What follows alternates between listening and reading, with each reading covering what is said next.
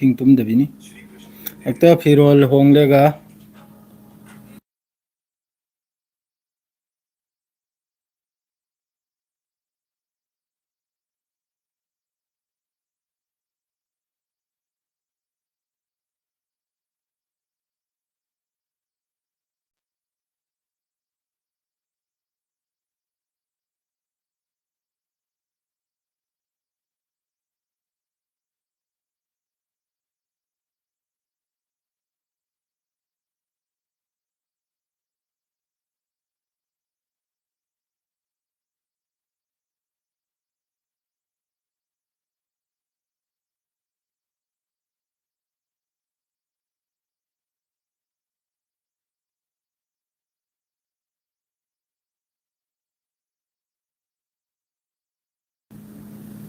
तांद्रब्रो वालेकुम अस्सलाम करीनो तुमिनो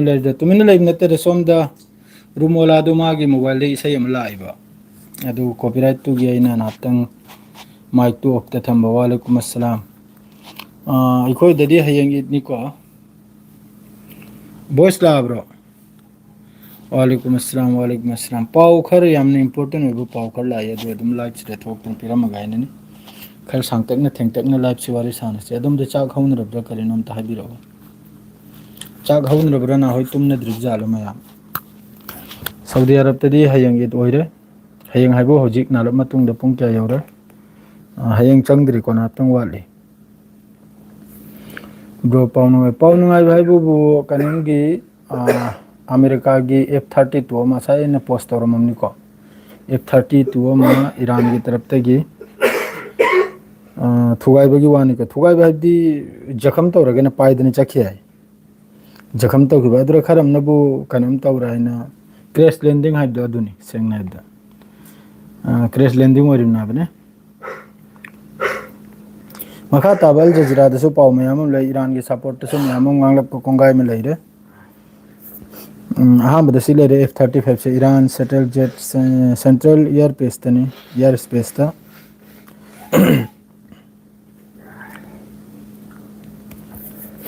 मी क्या ना मिनी फुटर रुकता सोरी ब्रा कने लोइन तुमने खरब जाला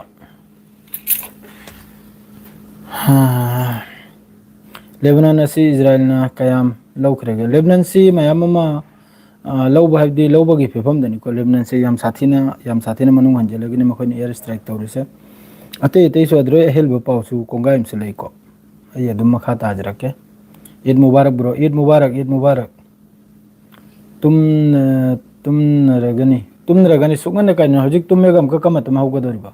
हजिक पुंग 12 यौरे 12 दगी एक तै दुई पुंग अनि मखा यौरे इंडिया दा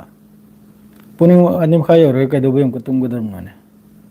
सऊदी दा हजिक पुंग 12 यौनिबा मिनिट 35 रोम वाली पुंग 12 यौगदौरे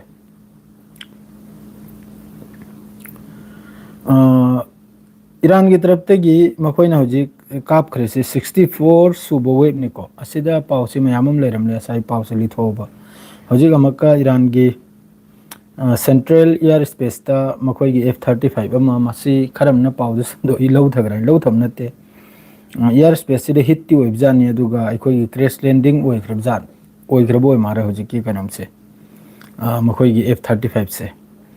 अदुगा मखा ता पाउसु मयाम लेको ईरान मनुंग द मी चामा अमसु ईरान मनुंग द मी चामा अमसु फारे को ईरान मनुंग द मी चामा नि फारे से नार ममांगिनी असिसु इजराइल ग मरी लेनबा इजराइल ग मरी लेनबा मखोइ की स्पाई एजेंट अदुगुम मी चामा नि इजराइल अमसुंग अमेरिका की CIA ग मरी लेनबा फारे से ईरान मनुंग द चामा हाइबदी मखोइने सिरे चामा नि इरिसे अदुगा अहम हेडलाइंस ते चामा इरे मथंग दे इरिसे नबु 97 असि पुनमक्सी इजराइल ग लिंक लाइबे स्पाइस मखोइगी अदुगुम पाउ पुथोक पुजिन तो मी ngang अमेरिका की F-35 डाउन तो बिगवा नते दा मात्र हिट ओइरेगा इखोइगी ईरान की एयर स्पेस ता हिट ओइरेगा जखम ओइरेगा चेल खिबाइदो जखमी टाइप तने सोक लेगा अमका हनरा मागी मफम द पाइ खिबदो अदो असुक यामने एडवांस ओइरे अदि यामना साथीबा कनमनी को हजिकी मतन मात्र आइने पोस्ट अमगा तोरमनी फेसबुक ता मैम दूसरी हल्के तुसरे सी तेल अबीब की हालत नहीं मुन्ने हो सीगी से तेल अबीब की मोहगी बीर सेवा कराडो बेत सब्सक्राइब अदु की हालत नहीं से ꯑꯁꯤꯗꯅꯤ ꯃꯈꯣꯏꯅ 64 ꯁꯨꯕ ꯀꯗꯔꯅꯦ ꯏꯃꯥꯠꯅꯦ ꯈꯩꯕꯔ ꯁꯀꯤꯟꯅꯦ ꯑꯗꯩꯗꯤ ꯈꯨꯔꯝ ꯁꯦꯔꯅꯦ ꯑꯁꯤ ꯃꯈꯩꯁꯤꯅ ꯍꯤꯠ ꯇꯧꯈ꯭ꯔꯤꯁꯦ 64 ꯁꯨꯕ ꯑꯗꯨꯒ ꯍꯧꯖꯤꯛ ꯐꯥꯎꯒꯤ ꯂꯥꯛꯇ꯭ꯔꯤꯀꯣ ꯃꯊꯪꯒꯤ ꯊꯪꯕ ꯏꯔꯥꯟꯒꯤ ꯇꯔꯞꯇꯒꯤ ꯑꯗꯨꯝ ꯋꯥꯁꯦ ꯍꯨꯟꯗꯣꯛ ꯍꯨꯟꯖꯤꯟ ꯇꯧꯗꯅ ꯑꯜ ꯖꯖꯤꯔꯥꯗ ꯃꯑꯣꯡ ꯃꯑꯣꯡꯒꯤ ꯁ꯭ꯇꯦꯠꯃꯦꯟꯁꯦ ꯄꯤꯗꯅ ꯑꯗꯨꯝ ꯂꯩꯅꯔꯤ ꯃꯈꯥ ꯇꯥꯕ ꯑꯍꯦꯟꯕ ꯄꯥꯎ ꯍꯥꯏꯗꯒꯤ ꯍꯦꯟꯗꯣꯔꯛꯇ꯭ꯔꯤꯀꯣ ꯍꯦꯟꯗꯣꯔꯛꯄ ꯄꯥꯎ ꯈꯔ ꯂꯩ ꯑꯗꯨꯁꯨ ꯑꯩ ꯇꯥꯍꯜꯂꯝꯒꯦ ꯃꯌꯥꯝꯗ ꯍꯧꯖꯤꯛꯇ ꯑꯩ ꯄꯥꯔꯝꯃꯤꯅꯦ ꯑꯜ ꯖꯖꯤꯔꯥꯗ ꯃꯈꯣꯏꯒꯤ ꯍꯧꯖꯤꯛꯀꯤ ꯑꯞꯗꯦꯠꯁꯦ ꯀꯔꯤ ꯀꯔꯤꯅꯣ ꯍꯥꯏꯕꯗꯣ ꯍꯧꯖꯤꯛꯇ ꯀꯇꯔꯒꯤ ꯑꯩꯈꯣꯏꯒꯤ ꯄ꯭ꯔꯥꯏꯝ ꯃꯤꯅꯤꯁꯇꯔꯒ ꯑꯃꯁꯨꯡ ꯇꯨꯔꯀꯤꯒꯤ ꯐꯣꯔꯦꯟ ꯃꯤꯅꯤꯁꯇꯔꯒ ꯃꯃꯤꯡꯗꯤ ꯄꯟꯗ꯭ꯔꯦꯒ ꯌꯥꯝꯅ ꯆꯥꯎꯅ ꯁ꯭ꯇꯦꯠꯃꯦꯟ ꯑꯃ ꯄꯤꯔꯝꯃꯦꯀꯣ ꯀꯇꯔꯒꯤ ꯃꯤꯅꯤꯁꯇꯔꯁꯤꯅ ꯃꯥꯅ ꯍꯥꯏꯔꯤꯁꯤꯅꯕꯨ ꯁꯤꯒꯤ ꯔꯤꯖꯟꯁꯤꯗ ꯊꯣꯛꯍꯜꯂꯤꯕ ꯄꯨꯝꯅꯃꯛꯁꯤ ꯋꯥꯀꯥꯏ ꯁꯨꯔꯤꯕ ꯄꯨꯝꯅꯃꯛꯁꯤ ꯏꯖꯔꯥꯏꯜꯅ ꯋꯥꯀꯥꯏ ꯁꯨꯔꯤꯕꯅꯤ ꯁꯤꯅꯤ ꯑꯩꯒ ꯑꯃ ꯂꯩꯃꯤꯟꯅꯕꯁꯤ ꯃꯊꯛ ꯀꯥꯗꯧꯔꯤ ꯃꯥꯔꯦ ꯐꯤꯕꯝ ꯑꯃ ꯏꯆꯥ ꯆꯥꯗꯦ ꯀꯗꯥꯏꯗꯤ ꯃꯥꯁꯨ ꯅꯍꯜ ꯂꯥꯛꯄꯗꯒꯤ ꯈꯨꯔꯤꯁꯤ ꯈꯨꯔꯦ ꯑꯗꯨ ꯀꯔꯤꯒꯤꯅꯣ ꯈꯪꯗꯦ ꯎꯇꯦꯛ ꯋꯥꯇꯦꯛꯇ ꯊꯥꯖꯕꯃꯤꯅꯤ ꯑꯗꯨꯅ ꯈꯨꯔꯤꯕꯅꯤ ꯁꯩꯇꯥꯟ ꯅꯥꯍꯧꯒꯤꯁꯨ ꯚꯤꯗꯤꯑꯣ ꯈꯔ ꯂꯥꯛꯏꯌꯦ ꯚꯤꯗꯤꯑꯣ ꯈꯔ ꯂꯥꯛꯏ ꯏꯠ ꯃꯨꯕꯥꯔꯛ ꯃꯌꯥꯝ ꯄꯨꯝꯅꯃꯛꯄꯨꯁꯨ ꯏꯠ ꯃꯨꯕꯥꯔꯛꯅꯤ ꯍꯥꯟꯅ ꯑꯦꯗꯚꯥꯟꯁꯇ ꯍꯥꯏꯍꯧꯔꯝꯅꯤ ꯑꯩ ꯂꯣꯏꯅꯃꯛꯄꯨ ꯑꯗꯣ ꯍꯧꯖꯤꯛꯀꯤ ꯀꯇꯔꯒꯤ ꯇꯔꯞꯇꯒꯤ ꯏꯔꯥꯟꯒꯤ ꯃꯊꯛꯇ ꯏꯁꯇ꯭ꯔꯥꯏꯛ ꯇꯧꯕꯁꯦ ꯑꯃꯁꯨꯡ ꯁꯤꯒꯤ ꯔꯤꯖꯟꯁꯤꯗ ꯃꯩ ꯊꯥꯔꯤꯁꯦ ꯏꯖꯔꯥꯏꯜꯒꯤ ꯈꯦꯂꯥ ꯇꯣꯉꯥꯟꯅꯤꯀꯣ ꯑꯩꯒꯤ ꯆꯦꯅꯦꯜ ꯑꯁꯤ ꯌꯦꯡꯕꯤꯔꯝꯕ ꯇꯥꯔꯒꯗꯤ ꯀꯅꯥꯒꯨꯝꯕ ꯑꯩꯈꯣꯏꯒꯤ ꯂꯩꯔꯤꯗꯨꯅ ꯂꯥꯏꯔꯤꯛ ꯂꯥꯏꯁꯨ ꯍꯩꯕ ꯑꯗꯩꯗꯤ ꯅ꯭ꯌꯨꯁ ꯆꯦꯅꯦꯜꯒ ꯃꯔꯤ ꯂꯩꯅꯕ ꯑꯗꯨꯒꯨꯝꯕ ꯂꯩꯔꯗꯤ ꯁꯤꯒꯤ ꯋꯥꯁꯤ ꯀ꯭ꯂꯤꯌꯥꯔꯅꯤ ꯑꯩꯅ ꯍꯥꯏꯔꯝꯃꯤꯁꯦ ꯈꯪꯍꯧꯔꯣ ꯏꯖꯔꯥꯏꯜꯒꯤ ꯑꯦꯖꯦꯟꯗꯥ ꯇꯣꯉꯥꯟꯅꯤ ꯑꯃꯦꯔꯤꯀꯥꯒꯤ ꯑꯦꯖꯦꯟꯗꯥ ꯇꯣꯉꯥꯟꯅꯤ ꯏꯖꯔꯥꯏꯜꯒꯤ ꯑꯦꯖꯦꯟꯗꯥ ꯍꯥꯏꯕꯕꯨ ꯃꯈꯣꯏꯅ ꯍꯧꯖꯤꯛ ꯖꯣ ꯈꯜꯂꯝꯃꯤꯕ ꯋꯥꯈꯜꯗꯣ ꯑꯗꯨꯒꯤ ꯐꯤꯕꯝꯗꯅꯤ ꯂꯥꯛꯀꯗꯣꯏꯁꯦ ꯑꯗꯨꯃꯛꯄꯨ ꯅꯥꯟꯊꯣꯔꯛꯂꯦ ꯑꯗꯨꯃꯛꯄꯨ ꯍꯧꯖꯤꯛ ꯇꯨꯔꯀꯤꯒꯤ ꯃꯈꯣꯏꯒꯤ ꯐꯣꯔꯦꯟ ꯃꯤꯅꯤꯁꯇꯔ ꯑꯃꯁꯨꯡ ꯀꯇꯔꯒꯤ ꯄ꯭ꯔꯥꯏꯝ ꯃꯤꯅꯤꯁꯇꯔꯒꯤ ꯁ꯭ꯇꯦꯠꯃꯦꯟꯁꯤꯅꯅꯦ ꯃꯈꯣꯏꯁꯦ ꯅꯥꯟꯊꯣꯛꯂꯦ ꯍꯥꯏꯕꯁꯦ ꯈꯪꯂꯦ ꯃꯈꯣꯏꯁꯤ ꯏꯔꯥꯟꯒꯤ ꯃꯊꯛꯇ ꯂꯥꯟ ꯇꯧꯔꯔꯣꯏ ꯀꯔꯤꯒꯤ ꯍꯥꯏꯕꯗꯤ ꯀꯇꯔꯒꯤ ꯄ꯭ꯔꯥꯏꯝ ꯃꯤꯅꯤꯁꯇꯔꯅ ꯍꯥꯏꯔꯝꯃꯤꯁꯤꯅꯕꯨ ꯍꯧꯖꯤꯛ ꯖꯣꯇꯣ ꯔꯤꯖꯟꯁꯤꯗ ꯑꯣꯏꯔꯤꯁꯦ ꯑꯁꯤ ꯄꯨꯝꯅꯃꯛꯁꯤꯒꯤ ꯃꯥꯁꯇꯔ ꯃꯥꯏꯟꯁꯤ ꯏꯖꯔꯥꯏꯜꯅꯤ ꯁꯤꯅꯤ ꯃꯃꯤꯡꯗꯤ ꯄꯟꯗ꯭ꯔꯒꯅꯦ ꯑꯗꯨꯒ ꯇꯨꯔꯀꯤꯗꯤ ꯐꯖꯅ ꯃꯃꯤꯡ ꯄꯜꯂꯝꯂꯦ ꯇꯨꯔꯀꯤꯒꯤ ꯐꯣꯔꯦꯟ ꯃꯤꯅꯤꯁꯇꯔꯗꯤ ꯐꯖꯅ ꯃꯃꯤꯡ ꯄꯜꯂꯒ ꯍꯥꯏꯔꯝꯂꯦ ꯁꯤꯒꯤ ꯔꯤजꯟꯁꯤꯗ ꯖꯣꯇꯣ ꯊꯣꯛꯂꯤꯁꯦ ꯁꯤ ꯕꯁ ꯏꯖꯔꯥꯏꯜꯒꯤ ꯐꯥꯏꯗꯥ ꯈꯛꯇꯒꯤꯅꯦ ꯍꯥꯏꯅ ꯃꯥꯅ ꯃꯐꯝ ꯄꯥꯝꯕ ꯃꯐꯝ ꯂꯧꯁꯤꯟꯕꯒꯤꯗꯃꯛꯇ ꯁꯤꯒꯤ ꯔꯤꯖꯟꯁꯤꯗ ꯋꯥꯊꯣꯛꯁꯤ ꯊꯣꯛꯍꯜꯂꯤꯕꯅꯤ ꯍꯥꯏꯅ ꯑꯗꯨꯒꯤ ꯋꯥꯊꯣꯛꯇꯨꯒꯤ ꯃꯇꯨꯡ ꯏꯟꯅꯅꯤ ꯍꯧꯖꯤꯛ ꯂꯥꯟ ꯂꯥꯛꯏꯁꯦ ꯍꯧꯖꯤꯛ ꯗꯣꯅꯥꯜड ꯇ꯭ꯔꯝꯞꯅ ꯌꯥꯝꯅ ꯀꯟꯅ ꯍꯥꯏꯔꯛꯑꯕ ꯏꯔꯥꯟꯒꯤ ꯍꯧꯖꯤꯛꯀꯤ ꯒꯦꯁ ꯐꯦꯁꯤꯂꯤꯇꯤꯗ ꯏꯁꯇ꯭ꯔꯥꯏꯛ ꯇꯧꯕꯁꯤꯗ ꯗꯣꯅꯥꯜड ꯇ꯭ꯔꯝꯞꯅ ꯍꯥꯏꯔꯛꯑꯕ ꯃꯥꯕꯨ ꯈꯪꯍꯜꯂꯝꯗꯦ ꯃꯥ ꯈꯪꯗꯦ ꯇꯨꯡꯅꯥꯎ ꯇꯧꯕ ꯌꯥꯔꯣꯏ ꯈꯣꯠꯂꯣꯏ ꯍꯥꯏꯅ ꯃꯥ ꯌꯥꯝꯅ ꯃꯥꯒꯤ ꯁꯣꯁꯦꯜ ꯃꯦꯗꯤꯌꯥ ꯇ꯭ꯔꯨꯠ ꯍꯥꯏꯕ꯭ꯔꯥ ꯀꯔꯤ ꯍꯥꯏ ꯁꯣꯂꯥ ꯃꯥꯜꯕ ꯑꯃꯈꯛ ꯂꯩꯕꯅꯤ ꯏꯠ ꯂꯣꯏꯔ ꯉꯥꯡꯕ ꯌꯥꯔꯦ ꯊꯨꯅꯞ ꯇꯥꯏ ꯍꯥꯏꯅ ꯑꯗꯨꯒꯨꯝꯕ ꯄꯉꯥꯡꯇꯅꯤ ꯉꯥꯡꯉꯤꯕ ꯈꯪꯉꯤꯕ꯭ꯔꯥꯅꯦ ꯑꯗꯨꯒ ꯂꯣꯏꯅꯃꯛ ꯃꯥꯟꯅꯔꯤꯕꯅꯤꯁꯦ ꯏꯖꯔꯥꯏꯜꯁꯨ ꯃꯥꯁꯨ ꯂꯣꯏꯅ ꯈꯪꯉꯤꯕꯅꯤ ꯍꯧꯖꯤꯛꯀꯤ ꯒꯦꯁ ꯐꯦꯁꯤꯂꯤꯇꯤ ꯑꯣꯏꯒꯦꯔꯥ ꯑꯃ ꯐꯦꯁꯤꯂꯤꯇꯤ ꯑꯣꯏꯒꯦꯔꯥ ꯑꯁꯤꯗ ꯇꯧꯔꯤ ꯃꯈꯩꯁꯦ ꯑꯗꯨꯒꯤ ꯃꯇꯨꯡꯗ ꯍꯧꯖꯤꯛ ꯏꯔꯥꯟꯒꯤ ꯇꯔꯞꯇꯒꯤ ꯀꯇꯔꯒꯤ gas facility oil facility Saudi ꯑꯔꯕꯀꯤ ꯑꯃꯒꯤ ꯂꯣꯏꯅꯃꯛꯇ ꯇꯧꯔꯛꯄꯩ ꯃꯇꯨꯡꯗ ꯂꯣꯏꯅꯃꯛꯅ ꯍꯧꯖꯤꯛ ꯀꯟꯗꯦꯝ ꯇꯧꯈꯠꯈ꯭ꯔꯦ ꯑꯗꯨꯒꯤ ꯋꯥꯐꯝꯗꯨꯗ ꯏꯔꯥꯟꯒꯤ ꯏꯁꯇ꯭ꯔꯥꯏꯛꯇꯨꯕꯨ ꯀꯟꯗꯦꯝ ꯇꯧꯈꯠꯂꯤꯕꯅꯤ ꯍꯧꯖꯤꯛꯅꯦ ꯀꯔꯤꯒꯤ ꯇꯧꯔꯨꯕꯅꯣ ꯍꯥꯏꯅ ꯑꯗꯣ ꯉꯁꯥꯏ ꯏꯔꯥꯟꯒꯤ ꯃꯅꯨꯡꯗ ꯑꯗꯨꯅꯕꯨ ꯀꯩꯁꯨ ꯂꯩꯈꯤꯗ꯭ꯔꯦ ꯌꯦꯡꯉꯨ ꯁꯣꯝꯒꯤ ꯄ꯭ꯔꯖꯥ ꯄꯨꯝꯅꯃꯛ ꯁꯣꯝꯒꯤ ꯃꯤꯆꯝ ꯄꯨꯝꯅꯃꯛ ꯁꯤꯒꯤ ꯔꯤꯖꯟꯁꯤꯗ ꯖꯣꯇꯣ ꯂꯩꯔꯤꯕ ꯃꯤꯆꯝ ꯄꯨꯝꯅꯃꯛꯁꯦ ꯄꯨꯡ ꯊꯤꯜꯂꯤꯕꯅꯤꯅꯦ ꯏꯖꯔꯥꯏꯜ ꯕꯖꯥꯏꯕ ꯍꯥꯏꯗꯅ ꯄꯨꯡ ꯊꯤꯜꯂꯤꯕꯅꯤ ꯆꯣꯡꯉꯤꯕꯅꯤꯅ ꯁꯨꯝ ꯇꯧꯔꯒ ꯈꯪꯕ꯭ꯔꯥꯅꯦ ꯈꯪꯉꯤꯗꯅ ꯆꯣꯡꯉꯤꯕꯅꯤ ꯐꯖꯅ ꯁꯨꯝ ꯇꯧꯔꯒ ꯈꯔ ꯆꯣꯡꯈꯠꯂꯤꯕꯅꯤ ꯃꯈꯣꯏ ꯃꯇꯧꯗꯣ ꯈꯪꯉꯤꯕ꯭ꯔꯥꯅꯦ ꯃꯣꯏ ꯁꯨꯝ ꯈꯔ ꯇꯧꯈꯠꯇꯅ ꯈꯔ ꯁꯨꯝ ꯈꯔ ꯇꯧꯕ ꯂꯩꯕꯅꯤ ꯃꯣꯏꯒꯤ ꯑꯗꯨꯝ ꯇꯧꯔꯒ ꯆꯣꯡꯉꯤꯕꯅꯤꯅ ꯏꯌꯥꯝꯕꯁꯤꯡ ꯏꯖꯔꯥꯏꯜ ꯃꯅꯨꯡꯗ ꯌꯩꯔꯤꯕ ꯍꯦꯄꯨꯡ ꯆꯣꯡꯉꯤꯕꯅꯤ ꯃꯈꯣꯏꯗꯤ ꯄ꯭ꯔꯖꯥ ꯃꯌꯥꯝꯁꯦ ꯉꯁꯥꯏꯒꯤ ꯃꯀꯣꯛ ꯆꯤꯡꯕ ꯃꯈꯩꯁꯤꯒꯤ ꯀꯔꯤꯒꯨꯝꯕ ꯑꯋꯥꯠꯄ ꯑꯃ ꯂꯩꯕ ꯑꯗꯨꯅ ꯃꯔꯝ ꯑꯣꯏꯔꯒ ꯃꯀꯣꯛ ꯆꯤꯡꯕꯁꯤ ꯃꯆꯤꯜꯁꯤ ꯀꯥꯡꯗ꯭ꯔꯤꯕꯅꯣ ꯑꯗꯨꯃꯛꯄꯨ ꯍꯧꯖꯤꯛ ꯀꯇꯔ ꯑꯃꯁꯨꯡ ꯇꯨꯔꯀꯤꯒꯤ ꯇꯔꯞꯇꯩꯗꯤ ꯈꯔ ꯀꯥꯡꯂꯛꯂꯦꯀꯣ ꯀꯥꯡꯂꯛꯄꯁꯤꯅ ꯃꯔꯝ ꯑꯣꯏꯔꯒ ꯑꯗꯨꯗ ꯂꯣꯏꯅꯃꯛꯇ ꯍꯦꯟꯅ ꯏꯝꯄꯣꯔꯇꯦꯟ ꯍꯥꯏꯕꯨ ꯍꯧꯖꯤꯛ ꯍꯩꯐꯥꯗꯁꯨ ꯅ꯭ꯌꯨꯀ꯭ꯂꯤꯌꯔ ꯇꯦꯁ ꯇꯧꯈ꯭ꯔꯣ ꯍꯥꯏꯕ꯭ꯔꯣ ꯅ꯭ꯌꯨꯀ꯭ꯂꯤꯌꯔ ꯃꯊꯛꯇꯨꯗꯅꯤ ꯏꯁꯇ꯭ꯔꯥꯏꯛ ꯇꯧꯈ꯭ꯔꯤꯕ ꯅꯈꯣꯏꯕꯨ ꯅ꯭ꯌꯨꯀ꯭ꯂꯤꯌꯔ ꯇꯦꯁꯇꯨꯗꯤ ꯊꯝꯈꯣ ꯈꯔꯝꯅ ꯍꯥꯏꯅꯔꯤ 350 ꯃꯤꯇꯔ ꯈꯛꯇꯅꯦ ꯔꯤꯌꯦꯛꯇꯔꯗꯣ ꯑꯗꯨꯕꯨ ꯁꯨꯝꯕꯨ ꯍꯤꯠ ꯑꯣꯏꯔꯗꯤ ꯂꯣꯏꯅ ꯗꯨꯅꯤꯌꯥ ꯑꯩꯈꯣꯏ ꯐꯥꯎꯕ ꯀꯔꯤ ꯑꯣꯏꯗꯣꯏꯅꯣ ꯈꯪꯗꯦ ꯔꯤꯌꯦꯛꯇꯔꯗꯨꯗ ꯀꯔꯤꯒꯨꯝꯕ ꯍꯤꯠ ꯑꯣꯏꯗꯅ ꯔꯤꯌꯦꯛꯇꯔꯗꯨ ꯀꯔꯤꯒꯨꯝꯕ ꯁꯣꯛꯇꯅ ꯑꯗꯨꯗꯒꯤ ꯑꯩꯈꯣꯏꯒꯤ ꯃꯈꯣꯏꯒꯤ ꯀꯔꯤ ꯍꯥꯏ ꯑꯗꯨ ꯀꯔꯥꯛꯇꯨ ꯒꯦꯁ ꯂꯥꯡꯗꯨ ꯊꯣꯛꯂꯛꯑꯗꯤ ꯑꯩꯈꯣꯏ ꯍꯤꯡꯒꯅꯤꯔꯣ ꯑꯗꯨꯗꯒꯤ 350 ꯃꯤꯇꯔ ꯈꯛꯇꯅ ꯂꯥꯞꯄꯤꯕ ꯑꯗꯨꯅꯅꯤ ꯏꯖꯔꯥꯏꯜꯅ ꯏꯁꯇ꯭ꯔꯥꯏꯛ ꯇꯧꯔꯤꯗꯣ ꯑꯗꯣ ꯏꯖꯔꯥꯏꯜꯅ ꯋꯥꯐꯝ ꯈꯨꯗꯤꯡꯒꯤ ꯍꯥꯏꯔꯛꯑꯕ ꯑꯩꯁꯥ ꯏꯁꯇ꯭ꯔꯥꯏꯛ ꯇꯧꯒꯅꯤ ꯏꯔꯥꯟ ꯃꯄꯨꯟꯁꯤꯁꯨ ꯈꯪꯂꯣꯏ ꯍꯥꯏꯅ ꯑꯗꯨꯒꯨꯝꯕ ꯁꯥꯏꯠꯇꯨ ꯏꯁꯇ꯭ꯔꯥꯏꯛ ꯇꯧꯒꯗꯧꯅꯕ ꯑꯗꯨꯒꯤ ꯐꯤꯕꯝꯗꯅ ꯍꯧꯖꯤꯛ ꯂꯥꯛꯏꯁꯦ सोमदा हाइफादा यामना चाउना रिफाइनरी दा ईरान की तरफ तक स्ट्राइक तौखरे सी मखोई की हिब्रू दसु मखोई फोंगदोर ऐसी की फाउ से पाव से अदरेदी चाइना की तरफ ते अथुबदा की इकोनॉमिक अखोई की ईरान की oil facility gas facility they strike तौर से चाइना की तरफ ते सीनबु यामना इकोनॉमिक ता इकोनॉमी दे यामना इंपैक्ट पोरी ने है वर्ल्ड की ओइना ने इंपैक्ट लाकने सिनेमा ना है फ्रांस की तरफ तक लेबनान दा फ्रांस की तरफ से खेला से फ्रांस की तरफ से 20 मिलियन असिन एड्स अखोई की हिदाक लांगदक अमा अमा हजिकी मतम सिरम को मतेंग तौब सावरुन फ्रांस की तरफ से सोम स्ट्रेट ऑफ हार्मस हांगलबगी अमा तौबगी अदुगुमदो माद्रे दि सोमदना डिस्प्लेस ओइक्रिजे कयानो अब 1,49,328 मार्च सिदा खंगिब्राने याम साथिन ओइरिमने हजि हाई नि कनमदो ओइरिसे लेबनान मनुंगदा नेतन्याहू की अतोप एजेंडा नि अमेरिका की अतोप एजेंडा नि कनागुंबा वीडियो द नैनिंगसु न्यूज़ द नैनिंगसु ताकपीरो मखोई की एजेंडा तोंगाने है इजराइल की एजेंडा इजराइल का अमेरिका इजराइल के ईरान का कुनो लेन देन नते अमेरिका के कुनो लेन देन नते बस बिजी थंबगी दमकता ईरान बु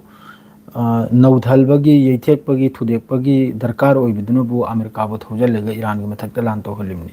इजराइल की मेन मकसद है करीना लेबनान लौजलबा असिनी मागी मेन मकसद अतोप करीमत लेते मागी अदरे सोमद हजिक नारप ममांग दसिनबु नेतन्याहू ट्रम्पगा कॉल तौनबगी मादरेदि गैस फील्ड अटैक तौबगी अदु गांगतनिको अखोइना लेरि मफम सिदा ड्रोन अनि इंटरसेप्ट तौबगी वानी हजिक नारप ममांग दे गंता ममांग दे ईस्टर्न प्रोविंस हायर सिदा ड्रोन अनि कनम तौबगी मखोइना इंटरसेप्ट तौबगी मखा ताबदनबु सेवन नेशन सिना कंडेम तौरई ईरान की अटैक से हजिकी ईरान की तरफ तगी मिडिल ईस्ट ओइगरा मादरेदि गैस फील्ड मखैजिर ऑयल फैसिलिटी मखैजिर स्ट्राइक तौबसे असिगी अदुगु लोइना स्ट्रेट ऑफ हार्मुस थिंगबसे स्ट्रेट ऑफ हार्मुस सिरसु मखोई कंट्री तरह सिनारसी कनाडा ने फ्रांस ने जर्मन ने इटली ने नेदरलैंड ने जापान ने यूनाइटेड किंगडम ने असि मखैसिना हरसिनबु कंडेम तौरपग लोइना हजिकी स्ट्रेट ऑफ हार्मुस थिंगलिसे असिगी हांगदोहलबै मतंग मखोई प्लानिंग तौरिसिनी करी मोंग तौरकदोना अदुरे खंगद्रेको माद्रेदी मथंगेदनबु असिगी मियोइसी लेबनान द रिपोर्ट तौरिमनी लेबनान द रिपोर्ट तौरबै तंजासिर मतुंगदा इजराइल की मखोई यामना साथिना रशिया की निको मियोइसे रशिया की प्रेस नि मागी मनिंगदनी हिट ओइरिसे असिमि लाइखरे करीमतबुदि तौहौद्रेको महाकसे अद्रेदी इराक तगी लानमी पुथोपोरे इराक तगी 99 स्पेनिश सोल्जर स्पेन की सोल्जर असी पुथोखरे असिनबु मखोई डिफेंस मिनिस्टर मार्गारिटा रोबेल असी की तरफ तगी फोंगदोरक पाउनेको असिदा मी निफु निथोयमनबु नाटो मिशनदनी अद्रेदी